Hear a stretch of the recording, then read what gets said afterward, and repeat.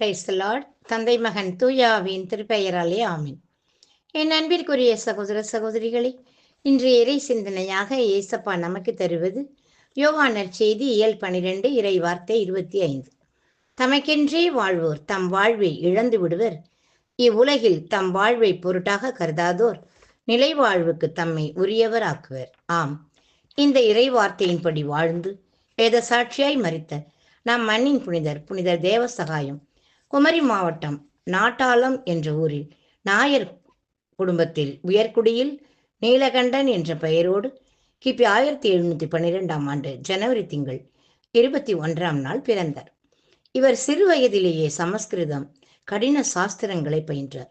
வில்வித்தை, வர்மை கலைகள், போரில் ஆயுதங்களை பயன்படுத்தும் முறைகள் பயின்று மார்த்தாண்டவர்மாவின் அரண்மனையில் கருவூல அதிகாரியாக பணியாற்றினார். பார்க்கவி அம்மாளை வாழ்க்கை துணையாக ஏற்றார். வாழ்வில் பல பொருளாதார இழப்புகளை சந்தித்ததால் மனம் சோர்வடைந்தார். என்ன செய்யலாம் என்று யோசித்த போது கத்தோலிக்கரான உச்சப்பட தலைவர் டிலனாய் இவருக்கு உற்ற நண்பரானார். அப்போது தன் பிரச்சனைகள்லாம் அவரிடம் சொன்னபோது அவர் திருவிவிலியத்தில் யோபுவின் கதையை சொல்லி கிறிஸ்துவத்தை இவருக்கு அறிமுகப்படுத்தினார். இயேசுவை பற்றி நன்கு தெரிந்து கொண்ட நம் புனிதர் திருமுழுக்கு பெற்று கிறிஸ்தவர் ஆனார். தன் மனைவியை ஞானப்பூ என்ற பெயருடன் திருமுழுக்கு பெற செய்தார். தாழ்ந்த குல மக்களையும் எந்த பேதமுமின்றி கிறிஸ்தவத்துக்கு கொண்டு வந்தார். அவர்களுடன் சமமாக உறவாடினார். இதை வெறுத்த உயர்குடி மக்கள் மன்னரிடம் இவரை பற்றி சொல்லியதும் மன்னர் இவரை திரும்பவும் இந்து மதத்திற்கு வர சொல்லி கட்டாயப்படுத்தினார். தேவசகாயம் உறுதியாய் மறுக்கவே அவர் கைது செய்யப்பட்டு பல மாதங்கள் சிறையில் வேதத்திற்காக அடைக்கப்பட்டு சித்திரவதை செய்யப்பட்டார். மன உறுதியுடன் கிறிஸ்துவை கைவிடாதபடியால் அரசன் கோபம் கொண்டு இவருக்கு மரண தண்டனை விதித்தான். இனி யாரும் இவரை போல் மதம் மாறவோ மதம் மாற்றவோ கூடாது என்பதை வலியுறுத்த எருமை மாட்டின் மீது இவரை பின்னோக்கி அமர வைத்து கரும்புலி செம்புலி குத்தி எருக்கன் மாலை அணிவித்து ஊர் ஊராக அழைத்து செல்லப்பட்டார். இப்புனிதர் சென்ற இடங்களிலெல்லாம் இவரிடம் ஆசி பெற்ற மக்களுக்கு பல அற்புதங்கள் நிகழ்ந்தன. வியாதிகள் குணமான. இறுதியில் 1752 ஜனவரி 14 குமரி மாவட்டம் ஆரல்வாய் மொழியில் பொங்கல் அன்று யாரும் இல்லாத நேரத்தில் காற்றாடி மலையில் நம் புனிதர் சுற்று கொல்லப்பட்டார். கோட்டாறு புனித சவேரியார் ஆலய வளாகத்தில் இவரது உடல் அடக்கம் செய்யப்பட்டது.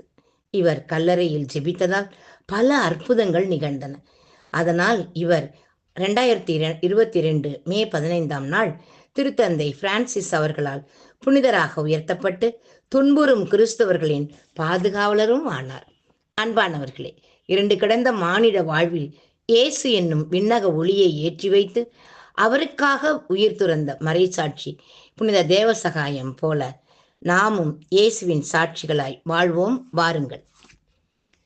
உன் கையில் என்னை நீ பொறித்தாய், பெயர் சொல்லி அன்பால் என்னை அழைத்தாய்.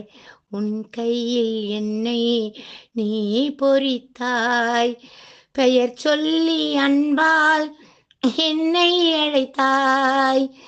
ஏன் என்னை நீ தெரிந்தாய், என் வாழ்வில் ஏன் நுழைந்தாய். உன் மாறாத அன்பில் மகிழ்வொன்று கண்டேன், தாய் உறவொன்று தேடும் பிள்ளையே போல் நின்றேன். உன்னோடு நான் வாழுவேன், ஒருபோதும் உன்னை பிரியா நிலையான உறவொன்று வேண்டும். என் உடல் கூட எரிந்தாலும் உன் நாமம் நான் சொல்ல வேண்டும். Praise the Lord. மரியே வாழ்க. ஆமென்.